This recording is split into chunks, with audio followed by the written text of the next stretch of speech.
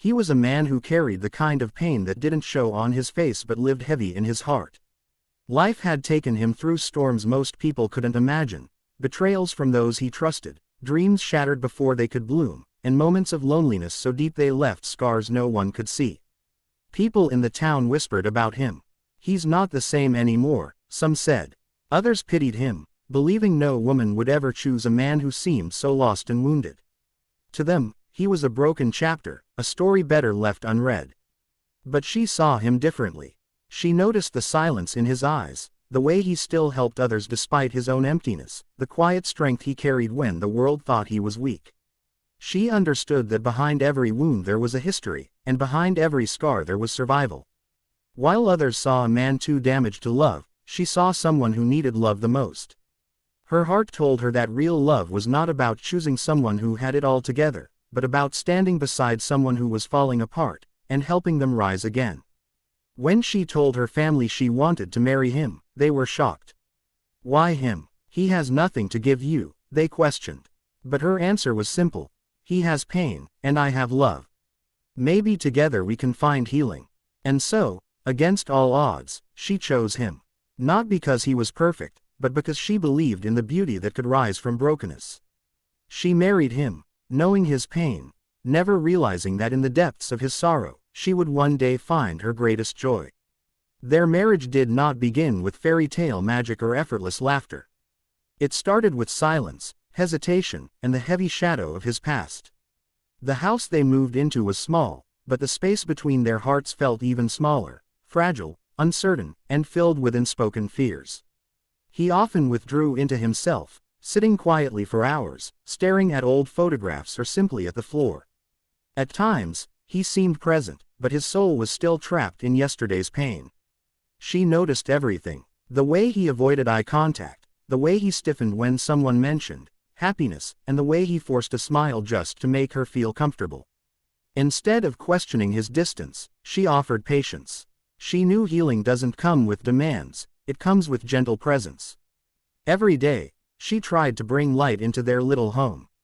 She cooked his favorite meals, not for gratitude, but to remind him that he mattered. She left handwritten notes on his pillow: "You are stronger than your pain." She decorated their space with fresh flowers, believing beauty could soften sorrow. At night, when silence weighed too heavy, she prayed quietly for him. She didn't ask for wealth or comfort, only for his heart to heal. Sometimes he noticed her efforts and felt guilt. "Why are you doing all this for me?" he once asked. She smiled softly and replied, "Because you deserve love, even if you don't believe it yet." Though the days were difficult, her steady care began to plant seeds of hope. Their marriage wasn't built on perfection, it was built on the courage to face pain together. And slowly, like dawn breaking after a long night, love began to seep into the cracks of his brokenness. It happened one quiet evening. The rain tapped gently against the window, and the house was wrapped in silence. He sat on the edge of the bed, lost in thought, while she folded laundry nearby. For weeks, she had felt his struggles, the weight of his unspoken words, the battles he fought within himself. That night, the silence finally broke. With trembling hands, he whispered, "I'm afraid." She looked up, surprised. His voice cracked as he continued, "I'm afraid you'll regret marrying me. I'm afraid you'll leave, just like everyone else did." His eyes, usually so guarded, glistened with tears he could no longer hold back. For a moment, her heart ached at the rawness of his confession. She set the clothes aside and moved closer, taking his hand gently. "Listen to me," she said firmly but tenderly. "I didn't marry you to leave. I married you to stay. Your pain doesn't scare me, it only makes me want to love you more." Those words struck something deep within him. For years, he had built walls around his heart, convinced that love was temporary and that everyone eventually walked away. But here she was, not running, not judging, not giving up. She was choosing him every single day, even in his brokenness. He broke down completely, burying his face in her hands.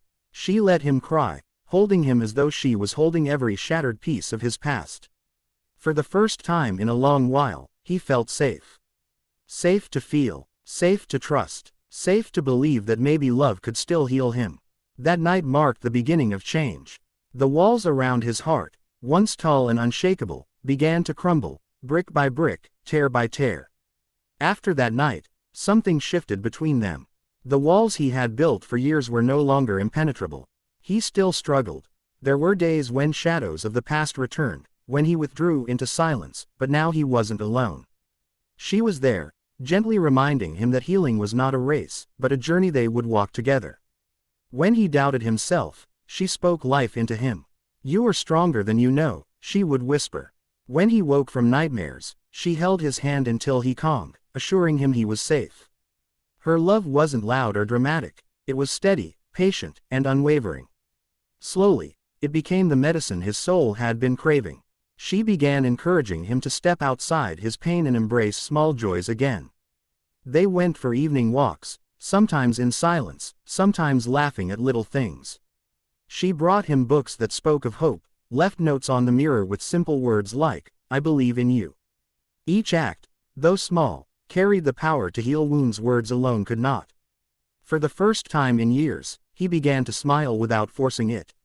He caught himself laughing at her playful jokes, and even dreaming about a future, something he had long given up on.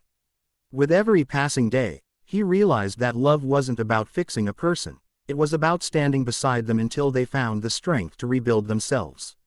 Her love didn't erase his past, but it transformed the way he carried it. Together, they began building new memories, rewriting his story from sorrow to strength. And in her, he found what he once thought impossible: peace, hope, and the courage to believe in love again. Years passed, and their love grew stronger with every challenge they faced together. The man who was once known only for his brokenness was now seen differently. He was no longer the silent, distant soul people pitied. Instead, he stood taller, spoke with confidence, and smiled with a warmth that came from deep within. But behind that transformation was her unwavering love, the steady light that guided him out of his darkest nights. Neighbors often wondered how he had changed so much. Some whispered, "She gave him life again." And they were right. By choosing to love him when he had nothing to offer, she had built a new world for both of them, a world filled with trust, laughter, and hope. Together, they made their home a place of peace. Their evenings were spent in the garden, sipping tea and talking about dreams they once thought impossible. Every small victory felt like a miracle. The day he finally shared his laughter without fear, the day he planned a surprise just to see her smile, the day he told her, "You are my blessing." She had married him knowing his pain, prepared for hardship, and willing to sacrifice. But what she discovered was beyond her imagination: unexpected joy. Not the kind that comes from wealth or ease, but the kind born from healing, faith, and love that refuses to give up. Their story became a reminder to others that true marriage is not about finding perfection, but about choosing someone's scars and deciding to love them anyway. And in doing so, they found something more powerful than either of them had ever dreamed: a happiness born not in spite of pain, but because of it.